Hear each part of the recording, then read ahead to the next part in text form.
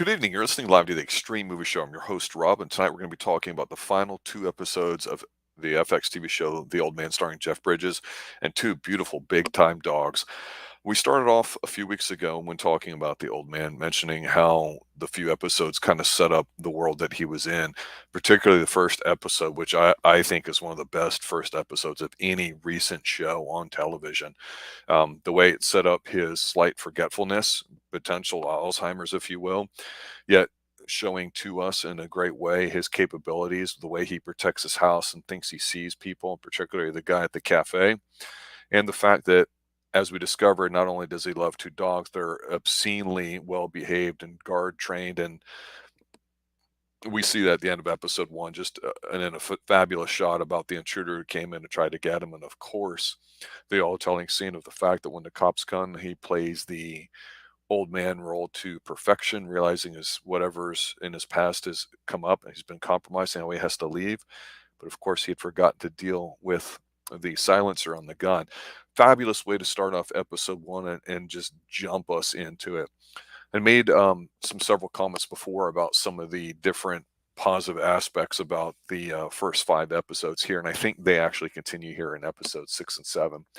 So we go from a situation where you have an older gentleman teasing us with his capabilities in the past story. We start to see a separate timeline coming into play with what happened when he was young and how all these things will eventually converge, like they, for the most part, to at the end of this season here, only 7 episodes. One of the concerns I had for it was, obviously when you have something like animals in there, it's easy to get attached and you don't want to see anything happen to them. There's a fabulous fight scene early on, if you haven't seen it, where once he meets a woman, cooks for her, and they get a little frisky, that an assassin comes to take him out, and the lady who was freaking out opened up the car door and let the dogs in and just let him help maul the would-be intruder.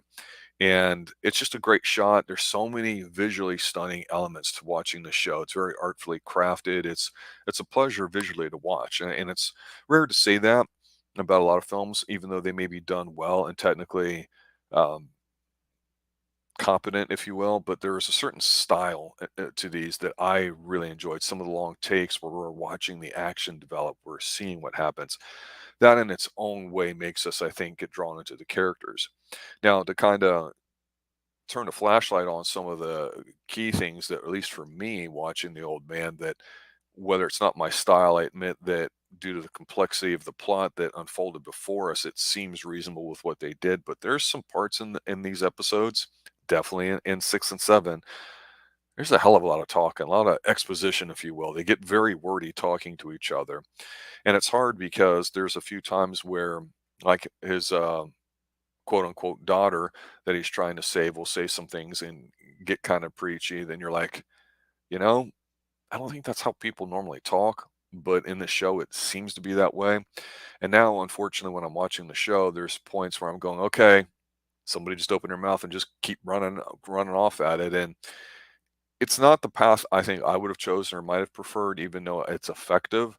But thankfully, there's a lot of stuff with this show that saves it from just being just another show. And so it's interesting some of the comments that I've heard and seen from people when it comes to what's going on, and some of those I think are pretty well versed. One of them is that if anything happens to these dogs, boom, not going to watch the show again. Totally understand that. Another one of it too is this too much talking. I can't say that I disagree with that as well. When you have to fill in things by talking, uh, it's better, I think, to show sometimes. And let's be honest, if you've watched this show, if you're not binge watching it, or if you're not watching a couple episodes back to back, it's very easy with the level of complexity and the two timelines to go, what the hell is going on here? The names of this person, the name of that person's lawyer. Oh, this person here who I saved. Oh, what does this person look like when they're younger? So again, if you're not watching it, it's tough. And frankly, some of the scenes and the visuals are so seductive when you're watching them that you're like, you can get entranced by that alone rather than listening, going, okay, what the hell's important here? So it's kind of, pulling you in two directions here. Well, should I focus on the content of what they're saying, or just recognize that it's okay, they're rehashing some things, or, and, pay attention to what's going on screen? It's tough because, again, you're drawn in so seductively to the first few episodes by going, oh, if I just watch what the old man's watching when he's walking down the street with his dogs, and he just casually looks over into the corner and he sees somebody that for a split second that we go, yeah, it's pretty obvious that person doesn't belong, but they just do it for a split second. So you're like, oh, we're learning to see his world through his eyes a little bit, which is cool. Ed Burr's joining us here in chat. Yo, hope you've seen a few episodes of it. It's pretty good. I want to address some of the things in episodes 6 and 7 that also I think kind of continue through 1 through 5. That may be pluses or minuses as I'm discussing them. I will say this about episodes 6 and 7, especially in episode 6 when they're halfway across the world. You're like, well, damn, we go from a little small snowy town to all the way across the world where it's hot and it's very sexy looking and all that. And they're outside at a bar at a place where he's getting some info on something. And then his traveling companion, who I cannot stand at all, and I'll mention her more in a moment, she meets somebody at the bar who introduces herself. And then she gets like this particular look on her face, tries to communicate that to him. And he hears her, but he's not listening, if you want to think of it like that. And yeah, she's just insufferable to me. She's wormed her way into their life, not for the better. It's, as you see in the old timeline, a very obvious, especially after the end of episode 7. I will simply say this. This is not a show about men or the old man, who actually is really Joel Grey, who kind of coordinated all the stuff that everybody else became a pawn in, if one could argue. It's really about women being powerful and running the world that they're in. And like I say, that you suspect that early on when it comes to the old timeline. Not being intentionally vague here if you haven't seen all of it, but it comes very crystal clear if you're not in episode 6 and 7 that, okay, yep, women are the ones that are running the show, politically speaking, and all that too. So even though you think the men are doing all the fighting and acting and deciding what's going on and having these grand visions about what's going to go down and how it's going to go down and all that, nope, it's the women's vision that drives this. So we see that obviously around with Amy Bremmen's character as she's following Dan around, being insufferable, and automatically, what took Jeff Bridges, a lifetime to acquire of skills that you can't turn her on and off. He explains to her while they're having tea, sitting down in a cafe, what it's like, and he's like, "Hey, if you want to know how this game's played, then once you see things, you cannot unsee them. So think about it, because she really wants to know." So not only did she get half his damn fortune already by squeezing him out of it, he just wants to save his daughter. She's forcing herself to come along. So he explains what's going on, and we're like, okay. She just picks up one or two things from him, and all of a sudden knows how to read people and is an instant professional. I mean, it's pretty disgusting and insulting, I think, actually watching it too. It absolutely is a train wreck and a disaster watching the show. To me, it really derails everything too. And it's so distracting that it might make you go, you know what? I enjoyed what little interaction the dogs had in a couple of scenes. Where the hell are they? We know they're locked up and we don't want them to get harmed or anything too, but it feels like it's a whole nother world far away where they're not being involved. And it makes you kind of wish for them a little bit, because again, if you don't care about her, then their dynamic, no matter how chaotic it may be and how it may seem like they're on the same team, kind of, sort of, it just doesn't feel that way. And so in 6 and 7, when they're across the world and he's trying to save his daughter and all these things are converging, it's pretty cool how John Lithgow, who kind of warned him ahead of time what's coming, partly because it would be his own ass if things got stirred up, but they definitely have a backstory. And we see a lot more of that here. So we see a lot more of what I mentioned before about pivoting. People's roles as we are shown them seem to change. And again, that's not necessarily a bad thing too, but it makes you suspect how much you really want to root for somebody, or that you can, because whatever it is that they show you, once that turns, you're going to be like, oh, okay. And so that might be good for a character you don't like or you're intrigued by, and then you see him, like the one assassin that we saw earlier on in the first few episodes. He has some key scenes here in these last 2 episodes. We go, yeah, if I saw him walking down the street, I wouldn't be intimidated. But the fact that he's at the top of the CIA's list when it comes to doing the dirty work and seems very effective of it. And when we see him, like I say, washing the bedpans of people at the place that he works at, you're like, what? It's very jarring. And it's interesting, but just because something's interesting doesn't mean that it's good. So it's one of those things where it's like, I'm not sure, but you almost start to understand him a little bit. So it's like, well, what is the show trying to teach us? You know, not necessarily that we have to have sympathy for this person, but we know how he's doing what he's doing. But even he, as an assassin, has somebody that he can talk to explain things.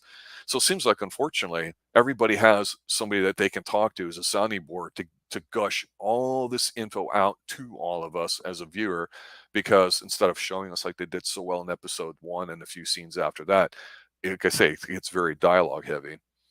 Um, Ed's in chat saying, I really like the first 2 episodes, was going to see the rest until now. Sounds like goes downhill. I will say this, Ed. I I really liked episodes 1 and 3 a lot. 3 felt a lot like 1. 2 seemed a little, eh, but it, and a part of why I kept watching it too is because I felt that it's only 7 episodes, not 8, 9, or 10, where there might be some fluff. I really felt like 1 did was so phenomenal. I said, "Damn it, I at least gets another episode or 2 from me because of that." And I will say there's some strong stuff to it, um, but just the whole thing with Amy Brenner, and maybe I'm putting my own bias on it, because it's not a bad thing that you have female empowerment or being a strong woman and all that too. And I like the fact that she's an older woman that, for whatever reason, feels this is going to be her path, and maybe they'll flesh it out a bit more. And I'll say this about whatever I may not like about it. I definitely feel that in all the episodes, with what they're choosing to show you, that it's definitely not by accident, or they're just leaving it in there. I see and hear very little fluff. I feel like they're doing a very good job of being patient, and again, I prefer this show being less action oriented and more of a thriller, and that's how it should be. And in a spy world, I think that's cool. There's a part of me that senses, without knowing the backstory or having read where the source material, that I think there's a pretty epic conclusion to what the backstory could be. And I don't want to divulge what I think it's going to be, because if it is, I think that's going to be freaking awesome. I just think that the whole thing revolves around the fact that you're drawn in so strongly to Jeff Bridges, that you really care about him and the dogs, and you want that to be the focus. And with so many characters now, it's hard to do that. But I'll say this, in episode, I think it's 6, we see where they fly into the airport, and they're having a discussion coming down the stairs, and you see where there's a kind of like a twist of what's going on, because his daughter sees some people there and all that too, and she does kind of get caught.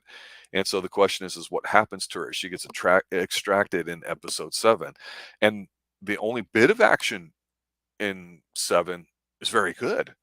So I do appreciate what they're doing for it, and it's hard because, again, it's done so well. I can see where some people say, "Hey, this started off one way, now it's a friggin' slog, and now they're finishing up this. It got renewed for season 2." Um, its strong stuff is very, very strong. And in our TV review of the old TV show The Prisoner, that a young Professor Bixel and I are doing weekly, one of the comments about it is that it's like James Bond minus the seducing women, drinking, and having lots of sex, and all the things that we think of with James Bond, the gadgets and everything else there. It's not like that. It's total opposite. In a way, that's what the old man reminds me of. Somebody that has a lot of experience, somebody that may not be able to fully execute what the right thing is to do in a situation because of his age and or mental condition. And from episode 1, I felt that, wow, this would really be worth exploring, the fact that he's might be losing a little bit of his mental faculties and has the dogs as a crutch to stand in. And I really thought that whole bond there would be more of a way they could explore that if they kept a lot of it. But that's me. That's what I just think could have been so awesome. But again, on paper, when you watch this, you're like, okay, yeah, I'm vested in it. Um, I think you can get frustrated because so much is going on, but they're earnest in their delivery of it. So everything that happens, for the most part, makes sense. But if you get into, some older shows and you go, well, wait a minute, there's a hell of a lot going on. If I just check my brain after episode 7 and I go to watch season 2 next year, part of you goes, do I want to rewatch season 1 so I can learn what the hell is going on? because I tell you, when I think of what is it, Homeland, that was a show about a female FBI agent who was very, very good, but she slept with the main dude who was supposed to be a bad guy, and season 1 was phenomenal. You know, a guy, I think his name was Brody, goes overseas and he's fighting and he gets abducted by, I think it's the Taliban, and the question is did they turn this guy when he comes back? And so the whole season 1 is her basically trying to determine if that's the case. And she's kind of mental. She's got some good instincts. She's a character reader.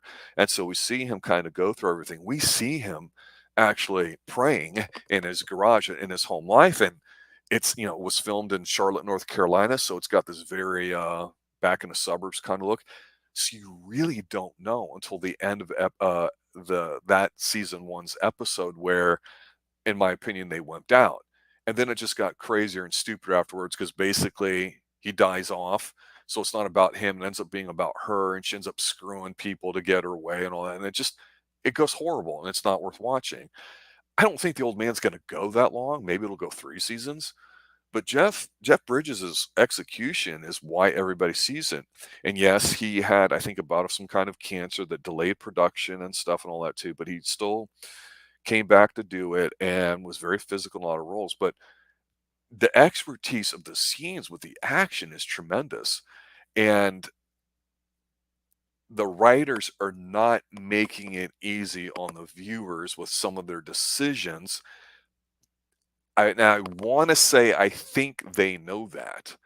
I'm not convinced, but like I say, forcing Amy Brenneman to kind of be a sounding board for him to have it, and it feels forced as a love interest. She's older, and I think it works because it seems an appropriate age type relationship, and the way those two meet and the way he cooks for her and just listens is a great scene. It's done really well. And yes, she's a female, so her instincts are wired, different because her brain is wired differently. And so you do get a different perspective on how she's sensing and reading situations. It's just we get so pissed when we're watching about how she integrates herself into his life that we want nothing to do with her. At least that's my take on it. But then John Lithgow's character, we see some flashbacks of them when they're younger. We find out that Jeff Bridges' old wife, we find out how she's kind of like the force behind, you know, the mind and what it can be in the old storyline, and how she's kind of like running the ship in a way. And you're like, oh, okay. She's really propping up the guy that's the figurehead here, too. And that old expression behind every great man's, a greater woman, blah, blah, blah. You definitely see it in here, but you're going, okay. It's not just about an old guy that wants to get a little bit of revenge because his wife, potentially ran off with him. And oh my gosh, who's really the father of the woman that we've seen here, who's a phenomenal character, Freckles? Is it really who's the biological father? Who's the emotional father? Who's potentially the other father? So it's like three dads for that could potentially be it, and you're like, really? Um, so this is just the way the show's trying to go. I don't know what the payoff is going to be for that. Um, Episode 7 is not like the third act of, say, a James Bond movie where everything's all action and over the top and everything. It's not like that at all. It's a bit subdued in that way, and I think it's very consistent with how the other episodes have been. In that regard, like I said earlier, I think it's a strength. I'm not saying it makes for a great episode, but the writers seem to be very deliberate with what they're trying to do and how they're trying to do it. And I give them credit for not necessarily taking what might be the easy way out in episode 6 or 7, where you go, okay, they're amping up the action, or like that. Obviously, things are left open at the end of episode 7 that you go, okay, in season 2, they're going to explore this and this and this. And if that's something that excites you, I can see where you would go into watching it. Personally, I liked it when we knew a little bit less about him and we saw how things unfolded. And I think they, like I said from the first few episodes, if they left it just as a study as that, rather than all of a sudden you're diving into stuff by episode 2 and 3, um, it's just my take on it. Again, doesn't mean that's done bad. There's some great shots and scenes here of where they're going to this real upscale place on an island so he can bag information out of a guy. And then, of course, something's about to go down. And we know that um, by reading this woman having a polite conversation, that she gets a sense that something else is going on. So there's always these constant possible twists and turns as far as who knows who and what and everything too. And I'll say this: it can be a lot to manage. That's why I say if you don't binge it, that's it. But Ed, in chat, you mentioned maybe it's going downhill. I think episode 3 is good. If you watch it through that in episode 4, I think you can make a very good determination on whether or not you want to continue watching it. Because I almost feel the same way you do, where once Amy Brenneman gets involved, I click. I mean, it's go away heat for me as far as how she meddled her way into it. And that doesn't mean that maybe in season 2 we might start seeing some backstory of her, but even though it's done well, it's so apparent to me that they're forcing this to happen, and I don't want that. I'd rather see him struggle, see him deal with his dogs, see him try to figure that stuff out. And that doesn't mean he's perfect and everything goes well, and it doesn't for James Bond. We talk about how lucky he gets and all these things too. So even our monthly review of James Bond movies, which we're getting ready to do, The Spy Who Loved Me, one of the better ones. It's just a different outlook on how you do it. So, is it good TV? The Old Man, absolutely, it is. Um, is it completely obvious everything that's going on? No. Is it done very well? Yes, excellent. It really, really is. They don't give you a great first episode and shit the bed in the others. That they're very consistent with the way they do it, and that's not what a lot of shows do. You get the fluff in there and everything. So I'm doing my best here to support it because I think that again that first episode is so good, and I love what they do with the dogs. That's different. So the show is good because they do choose to do things that are different. And in a way, on paper, I don't mind that they're showing you, especially with the earlier timeline, how a woman ends up being the person running the show. It makes sense. And you suspect that a little bit because when Amy Brenneman comes in, you're like, okay, is it going to be the same situation that happened, way in the past 30, 40 years ago, whenever exactly it was? And like I say, if you lived during that time in the 80s going into the 90s, and if you haven't, like I say, this could be building backstory towards something big. I hope that it does. I'll just leave it out there that there's a couple ways they could go with it. And I think that might really flesh some things out too, but right now there's so many characters.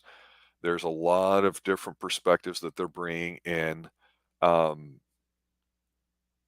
in this case, I hope in season 2 that they renew their focus on less characters, and that's it. Because right now, if the season 2 is gonna be nothing more than okay, this is what's going on. That's it. I don't think we can do that. I think you have to have some sort of cleansing of the roster in a sense, focus on a few key people and the potentially what the backstory is going to be, and see it maybe move in that direction. Because what are we going to find out here? If it's constantly chasing, who gives a shit? At some point, that does get tiring. But all in all, I do think 6 and 7 or is more of the same of what you get in 1 through 5. I think you as a viewer, once you watch everything, you'll decide how much it's going to go. Because, like I say, there's a lot coming at you here. It's not a check your brain at the door and just watch it for how pretty it is or how handsome he is or this or that. But yeah, if this show does not get nominated for a few things, whether it's visuals or for him as acting, I would be surprised. But then again, nothing really surprises me about it too. The dogs are back next season. Comic Book Frog is saying, yeah, um, big hit. I'm looking forward to seeing them too as well too. So, comic book. I was actually just finishing up there. If you had anything comments that you want to kind of expound on, just pop them in there, and we'll get going on that. Um, I was just basically saying that episode 6 and 7 are more of a continuation, and how I appreciated how they didn't try to go all action out or anything like that too. But I enjoyed it, and I think you liked it a lot. Correct? Yeah. So anyway, guys, there you have it. The Old Man episodes 6 and 7. If you've been watching it so far through 5 4 or 5 episodes, it's worth finishing up. If you only watched a couple, I can see where maybe you would turn the channel. I can understand it too, but I would say at the very least, Ed, like I say, episode 3 I think is a lot better than 2, and I don't recall, but I may have made the comment that I thought when I looked at it, episodes 1 and 2 may have been directed by the same person, and there's just something about the way the camera flows in it that was very exciting, and the way the dread of a situation developing without you being completely primed for it, I think is really, really good and exciting. I think what the show is going to become really, really starts in episode 4. So I think from 3 to 4 is where it pivots. And then maybe here, once you get to episode 7, when you see everything, you're going, yep, okay, they're just going to leave it like this, and we'll see what happens in season 2. Then that makes sense. But again, you don't know until you watch it too. Yeah, the 93-year-old guy, that's Joel Grey, very famous guy from way back in the day. Yeah, who knew that the old man was going to be a swerve as far as what the titles were going to be? Um, okay, well, we'll see how it goes, Ed. I'm sure we'll talk later about what you see there too. And I know comics loved it too. And it was Comic Book Frog's recommendation of why I wanted to check it out. So, um, not bad. I've seen worse, believe me. So I'm not disappointed in having watched it. I will say that. A lot of stuff going on. All right, guys, there you have it. The Old Man, episode 6 and 7. Check it out here on Xtreme TV. And again, as the host here of the Xtreme Movie Show, we're open for suggestions. We take that a lot, as well as TV shows. We have several people that contribute. Appreciate the fact that people pop in and let everybody else know that we exist and all that too as we go to grow the channel. We're getting close to 1,000 subs. That's pretty awesome. We love it when people want to come in and talk about something they enjoy and what they liked and didn't like without getting too crazy about it. That's what it's all about. Remember, guys, have a good night. As always, stay extreme.